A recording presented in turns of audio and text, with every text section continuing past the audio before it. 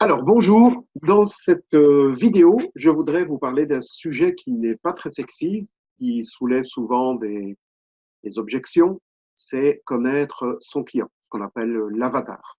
On peut l'appeler comme on veut, mais le client idéal, l'avatar.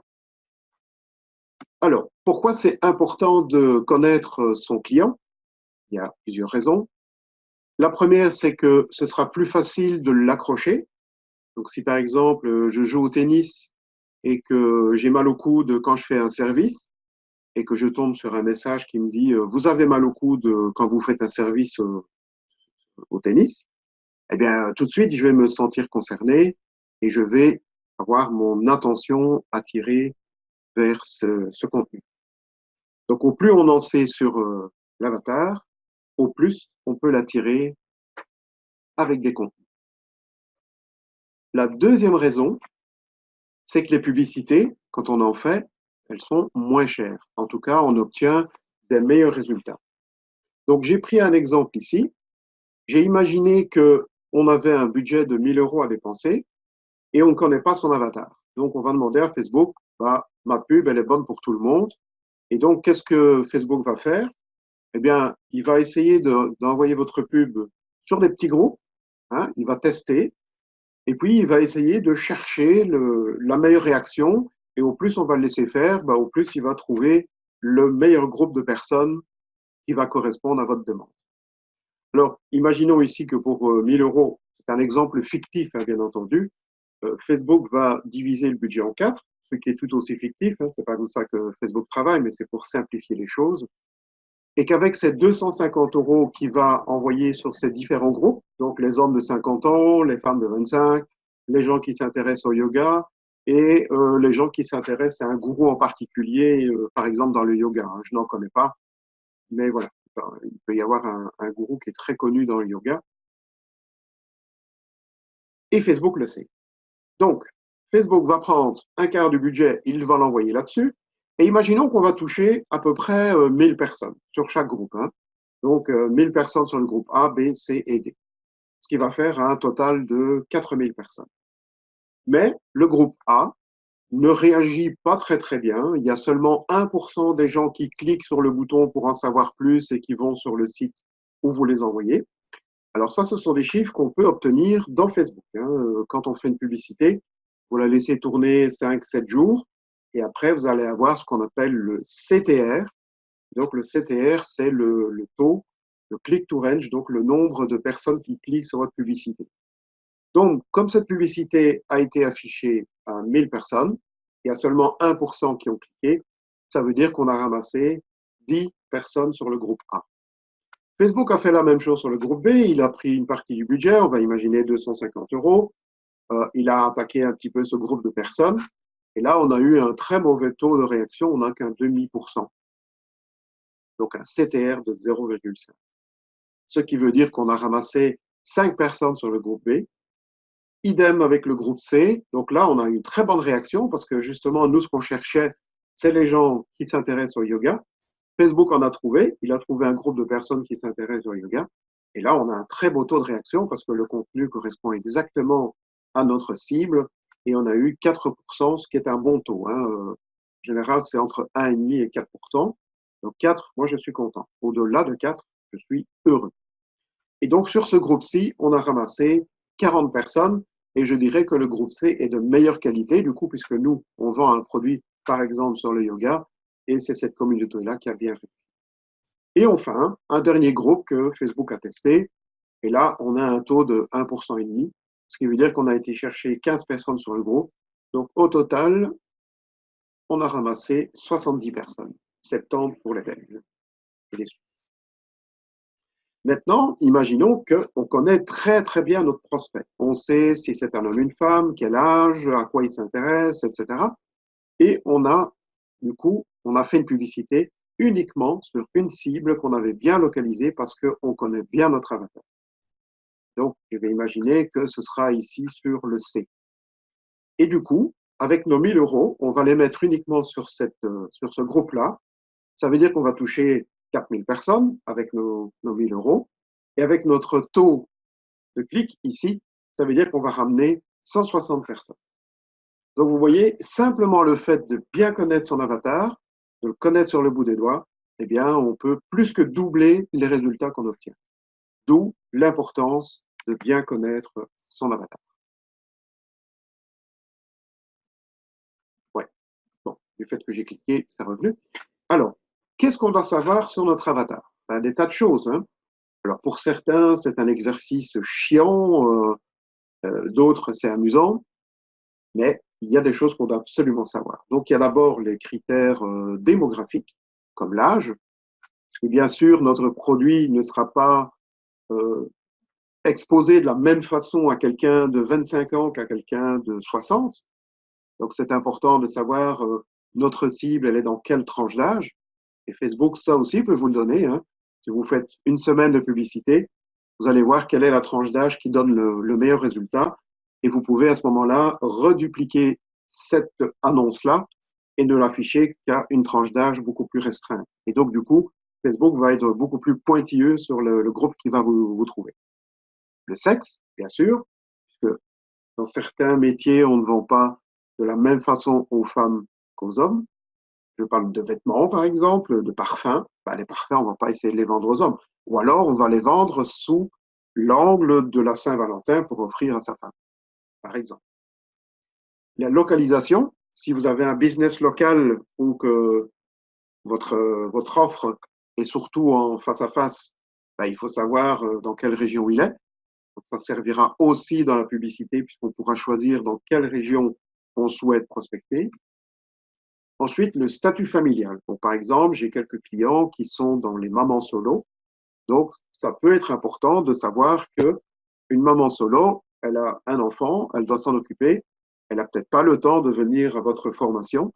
Et donc, on va peut-être s'adresser aux mamans solo pour leur dire qu'il y a une formation en ligne, qu'ils ne doivent pas se déplacer. Donc, de nouveau, on connaît bien son avatar et on développe le critère qui va lui dire, ah, ok, je ne dois pas me déplacer, je peux faire ça chez moi, c'est super, je ne dois pas trouver une nounou pour mon enfant. Voilà. Donc, parce qu'on connaît bien son avatar, on a su lui parler de la bonne façon.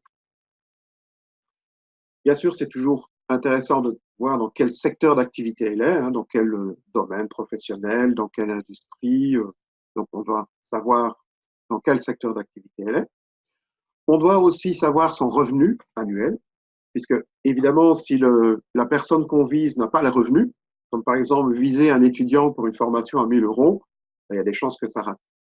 Alors, il est évident qu'on ne va pas dire aux gens, mettez-moi dans une case votre revenu annuel, puisque les gens, la plupart du temps, ne vont pas répondre. Mais on peut y arriver par des détournements, c'est-à-dire regarder si, par exemple, ils s'intéressent au golf. Parce qu'on sait que les gens qui s'intéressent au golf, en général, ce sont des gens qui ont des moyens financiers, ou bien qui s'intéressent aux restaurants gastronomiques, ou bien qui visitent des sites sur les yachts ou les jets privés. Voilà, donc ça, ce sont tous des trucs secondaires qui vont permettre de plus ou moins estimer le revenu annuel de la personne. Quelles sont ses activités, ses loisirs, ses passions? Parce que si on découvre dans notre avatar qu'il y a une passion commune ou un loisir commun, ça peut être intéressant de l'utiliser dans les communications. Donc les gens vont s'y retrouver. Si vous avez déterminé qu'il y a beaucoup de pêcheurs dans vos clients, eh bien pourquoi pas faire des comparaisons avec la pêche, parler d'hameçon, parler de taille de poisson, j'en sais rien moi, hein, mais voilà, utiliser des termes que les clients vont utiliser et qui pourraient les attirer vers votre communication. Quelles sont les douleurs et les frustrations? Bien entendu, ça c'est l'évident. Douleur, frustration, qu'est-ce qui les embête? Qu'est-ce qui les fait relever la nuit? Qu'est-ce qui les tracasse au point qu'ils en ont des symptômes extérieurs? Et comme on parle de symptômes, ben justement, pour moi, c'est quoi un symptôme? C'est une petite séquence de vie que notre client rencontre à cause de son problème, mais parfois dont il n'est pas conscient. Donc, je prends un exemple. Ici, elles ont essayé tout un tas de techniques marketing que l'on peut voir sur Internet, mais rien jusqu'ici ne leur a permis d'obtenir les résultats financiers qu'elles désirent. Voilà. Ça, c'est un petit moment de vie. Qu'est-ce qu'elle vit? Et donc, je me pose toujours la question, quels sont les symptômes de mon client qui font qu'elle pourrait s'intéresser à mon offre? Donc, qu'est-ce que cette personne vit actuellement et je pourrais éventuellement lui proposer mon offre pour résoudre ce problème. Donc, connaître tous les symptômes, c'est intéressant. On doit aussi connaître les croyances. Donc, dans mon cas, c'est Facebook, ça coûte cher. Facebook, c'est pas pour le B2B. Donc, ce sont toutes des croyances.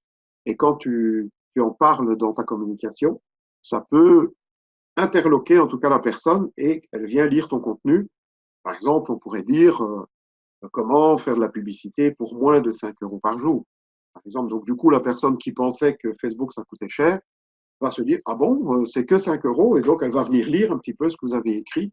Elle va s'approcher de votre communication pour un petit peu voir ce que vous racontez, parce qu'elle n'est pas du tout d'accord. Donc, elle vient voir ce que vous racontez. Donc, toutes les croyances, il y en a des tas. Hein. Quelles sont les objections aussi? Les oui mais. Donc, quand on lui dit oui, tu devrais faire de la publicité Facebook, par exemple, oui mais. Il y a toujours un oui mais moi, c'est différent. Donc, quelles sont toutes les objections? Parce qu'on va pouvoir les utiliser dans nos communications aussi. Donc, peut-être l'objection, c'est que, je ne sais pas si on reprend l'exemple de tout à l'heure, la publicité, ça coûte cher, donc c'est une objection, je n'ai pas les moyens de faire la publicité Facebook. Et par contre, on se rend compte qu'il y a des gens qui payent des toutes boîtes où elles ont fait imprimer des flyers. Et pourquoi pas leur dire, plutôt que d'imprimer des flyers, pourquoi ne pas attribuer ce budget-là pour une publicité Facebook, ne fût-ce que pour essayer. Alors évidemment, les objectifs, les souhaits, les désirs, les aspirations. Ah, j'ai fait une petite faute. Les rêves, toujours intéressant de les connaître, puisque quand on parle des rêves des gens, ben, ça les fait un petit peu rêver. Et puis, automatiquement, je pense que vous avez probablement la solution pour atteindre ces objectifs, ces désirs, ces rêves. Donc, ils viennent voir aussi, que vous allez leur expliquer. Les craintes, donc qu'est-ce que j'ai peur, hein? Bon, j'ai peur de devenir indépendant, j'ai peur de quitter mon emploi. Puis les conséquences, hein? Quelles sont les conséquences s'ils ne font pas appel à vous? Donc, quelles sont les conséquences s'ils ne résolvent pas leurs problèmes? Et bien sûr, il faut jouer sur la vie pro et la vie perso. Quelles sont les conséquences? Donc, par exemple, moi, j'avais déterminé dans le cas de mon avatar, donc un manque de revenus. Eh bien, les craintes, c'est de ne pas pouvoir partir en vacances avec les enfants parce qu'il n'y a pas assez de revenus.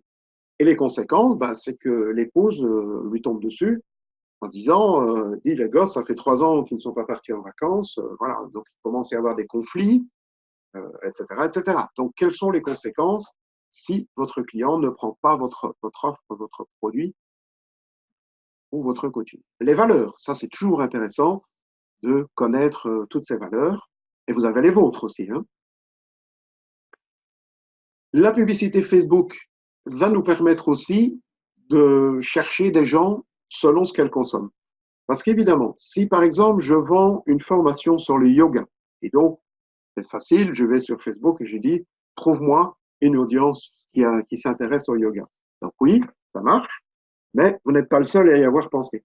Et donc Facebook, quand il va vouloir afficher votre publicité, il va y avoir d'autres annonceurs que vous, et Facebook travaille à un système d'enchères. Donc, une fois que vous faites la publicité sur le même sujet qu'une autre personne qui a plus de moyens que vous, bien, il va quand même envoyer plus de publicité de l'autre personne que la vôtre.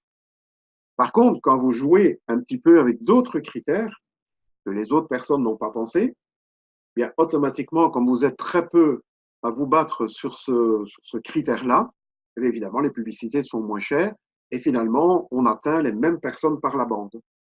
Par exemple, est-ce qu'il y a dans votre secteur un gourou, un expert ou une célébrité?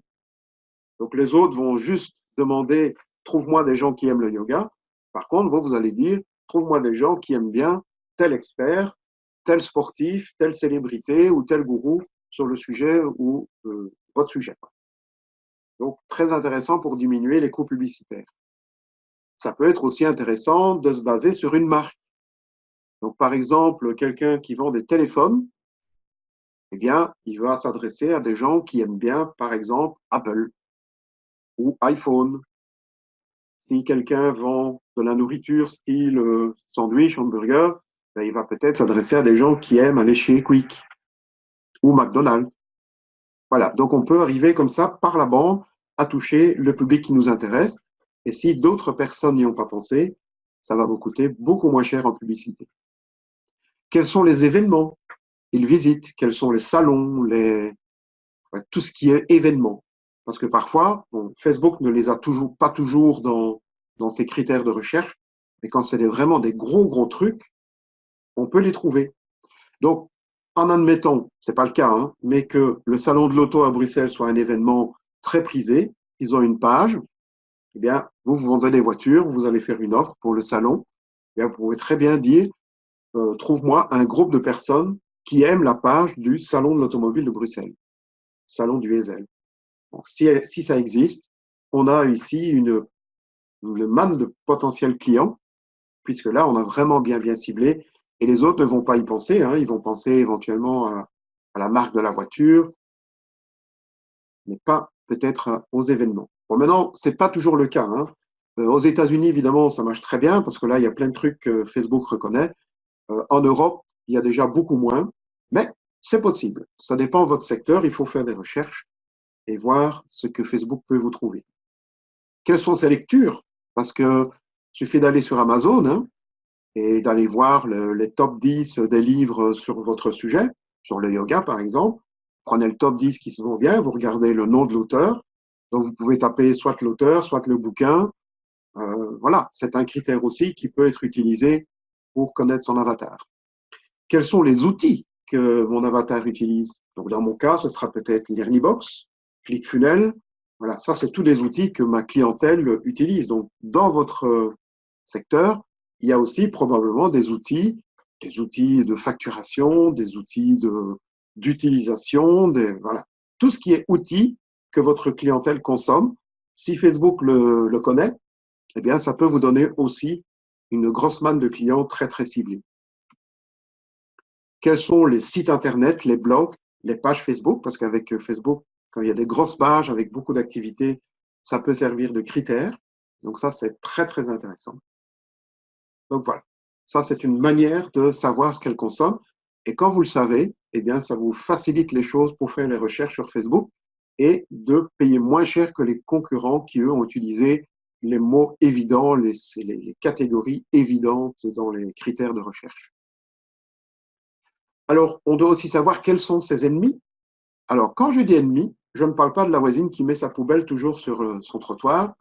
Je parle, par exemple, se déplacer dans une grande ville. Bon, moi, ça, c'est mon ennemi. À moi, me déplacer dans une grande ville comme Bruxelles, Paris, toutes les grandes villes, moi, ça m'angoisse, ça me stresse, ça m'énerve. Et il y a des événements auxquels je ne vais pas. Et pourtant, j'avais envie d'y aller, mais je n'y vais pas parce qu'ils sont trop mal situés. Les bouchons, les travaux, pas de parking, les tracas. Donc, non, j'aime pas. Donc, ça, c'est un de mes ennemis.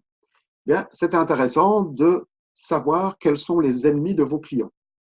Bon, ça peut être, je sais pas moi, hein, dans le yoga, qu'est-ce que ça peut être les ennemis?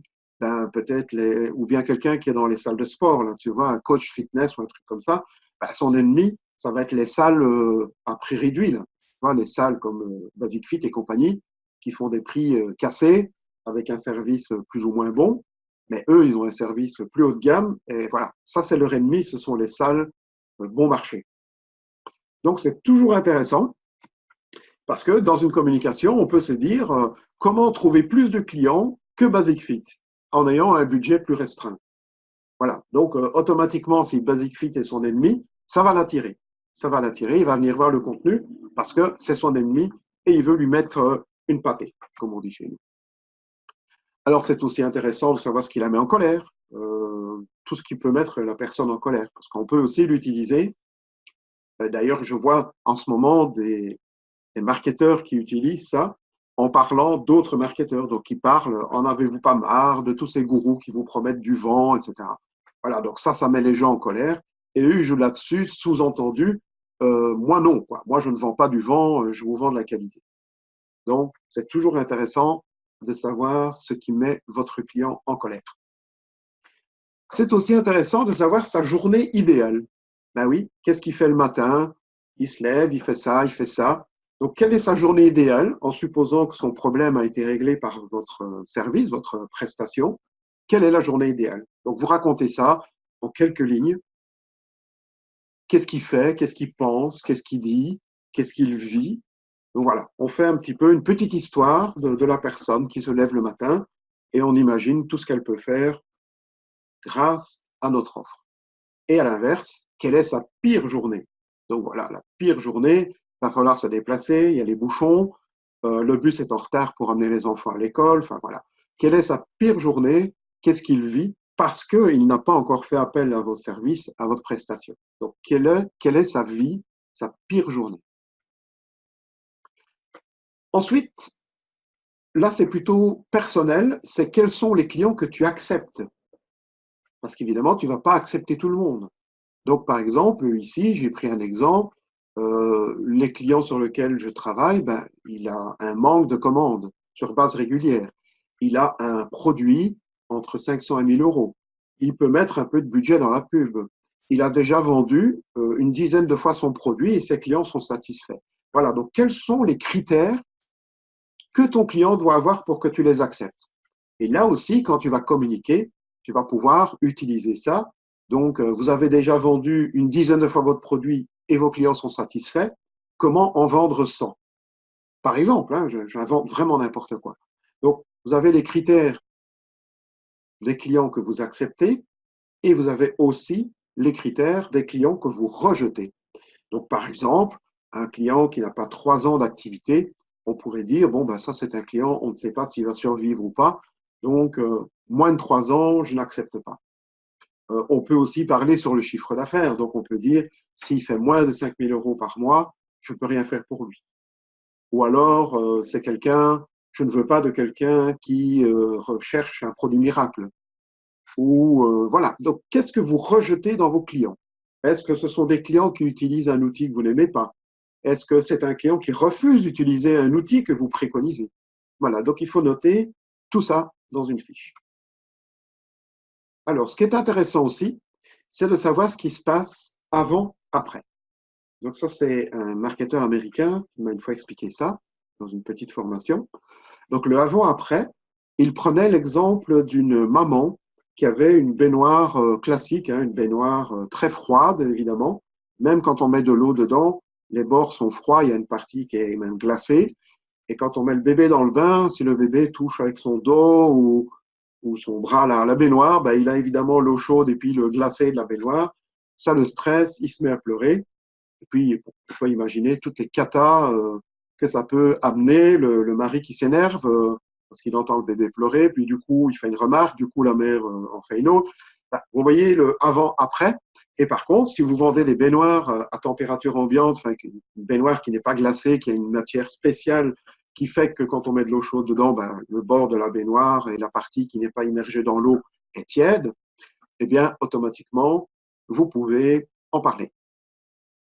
Donc, on parle d'abord de qu'est-ce qu'elle a. Dans mon cas, c'est qu'est-ce qu'elle a avant? Ben, une baignoire froide et glacée. Et qu'est-ce qu'elle a après? Ben, une baignoire qui est toujours à la bonne température. Et on dit qu'est-ce qu'elle ressent? Donc, dans le cas du bébé qui pleure, ben, elle ressent un petit peu que voilà, le bébé n'est pas dans les bonnes conditions. S'il pleure, c'est qu'il a peut-être une douleur ou il est gêné, il a peur. Voilà. Donc, qu'est-ce qu'elle ressent avant et qu'est-ce qu'elle ressent après? Et tout ça, ce sont des mots qu'on va pouvoir utiliser dans les communications après. On pourra toujours dans une communication parler du avant et d'après. D'ailleurs, on peut mélanger. Hein. On peut prendre un avant d'un côté et un après de l'autre. Et ça peut faire une phrase dans une publicité. Alors, à quoi elle pense jour et nuit? Évidemment, si la douleur est très importante, elle va y penser jour et nuit. Donc, il faut savoir à quoi elle pense jour et nuit avant et après. Qu'est-ce qu'elle pense d'elle-même? Parce qu'elle pourrait se dire, voilà, je ne suis pas une bonne mère, hein, mon bébé n'est pas dans les bonnes conditions. Voilà. Qu'est-ce qu'elle pense d'elle-même avant et après votre prestation? Qu'est-ce qu'elle pense d'elle-même? Et ça, c'est important. D'ailleurs, les marques de voitures communiquent énormément là-dessus, surtout les voitures de luxe, comme Mercedes, Porsche et tout ça. Ben, ils parlent surtout de montrer sa réussite, avoir une belle voiture. Donc, ils jouent vraiment sur ce que les gens pensent de leurs clients. Alors, ce qu'elle pense que les autres pensent d'elle, parce qu'évidemment, là, je prends le cas des gens qui ne veulent pas faire de la vidéo parce qu'elles pensent que les autres vont la trouver trop moche, trop grande, trop petite, avec un nez trop haut, avec une voix voilà, il y a toujours quelque chose qui ne va pas. Et donc, c'est toujours intéressant de savoir ce qu'elle pense, que les autres pensent d'elle. Parce que du coup, on peut aussi communiquer en la rassurant, en disant non, vous pouvez faire une vidéo, pas besoin de vous maquiller, les vidéos naturelles sont les vidéos qui ont le plus de succès, etc., etc. Donc, on peut s'en servir. Et enfin, comment elle parle de sa situation aux autres. C'est toujours intéressant. Donc, par exemple, j'ai une amie que je ne citerai pas. Elle dit toujours je suis nulle, je ne sais rien faire, je n'arrive pas à faire des revenus.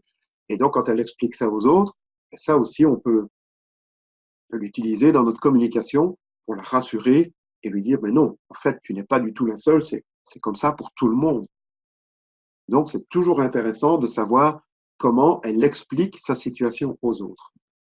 Alors évidemment, maintenant, comment savoir tout ça? Parce qu'évidemment, quand on démarre, on ne connaît pas spécialement son avatar, on ne sait pas trop comment. Ben, c'est pas compliqué, hein. Soit on part sur une base de supposition. Bon, j'ai des clients qui ont une activité depuis 20 ans ou 30 ans, donc je crois qu'ils connaissent bien leur avatar, ils savent bien ce que les gens vivent et répondre à toutes ces questions.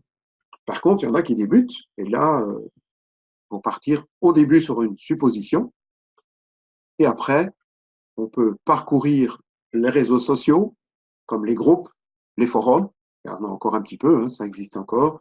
Quora est un site où les gens posent des questions, donc ça peut être intéressant si vous tapez votre mot-clé comme yoga, par exemple, vous allez tomber sur des gens qui posent des questions, donc ça peut être intéressant d'aller voir ce qui se raconte là-bas. Donc il y a un petit travail de recherche, et le plus simple quand même, c'est d'engager une conversation avec quelqu'un. Simplement un coup de fil, aller dans les networking, participer à des soirées, repérer des gens qui pourraient être vos clients, et puis engager une conversation et commencer un petit peu à la faire parler, poser des questions, la faire parler. Et là, c'est eux qui vont vous dire un petit peu, je sais pas, moi je vais par exemple parler, tu as déjà fait la publicité Facebook? Et la personne va dire, oh oui, mais ça n'a rien donné. Et là, je vais pouvoir engager une conversation en disant, oui, mais ça n'a rien donné, mais comment tu as fait, comment tu as créé ton audience. Enfin, je vais pouvoir lui poser des questions et un petit peu décortiquer pourquoi ça n'a pas marché. Et peut-être à ce moment-là, lui dire, mais tu sais, tu aurais dû faire ça comme ça, comme ça. Et du coup, la personne, elle va me donner des éléments. Donc, écouter, prendre note. Alors, c'est pas un travail, l'avatar, qu'on fait en 5 minutes et après on se dit, voilà, c'est plié, je connais bien mon avatar, c'est bon. C'est au contraire un travail journalier avec des conversations, avec des coups de fil, avec déjà des clients, hein. Quand on travaille avec des clients, on peut déjà avoir pas mal de renseignements. Ça peut être un Skype, voilà, ça peut être participer à un webinaire et écouter un petit peu les questions que les autres posent pour voir un petit peu où ils en sont. Donc, voilà, il y a tout un travail à faire, c'est un travail journalier. On prend des notes, on met ça dans un carnet et après, quand on communique, on va aller chercher des éléments là-dedans pour avoir des messages vraiment impactants. Voilà, si vous avez des questions, je suis encore en ligne, je vous écoute. Je vais aller voir s'il en a et je vous donne des réponses tout de suite.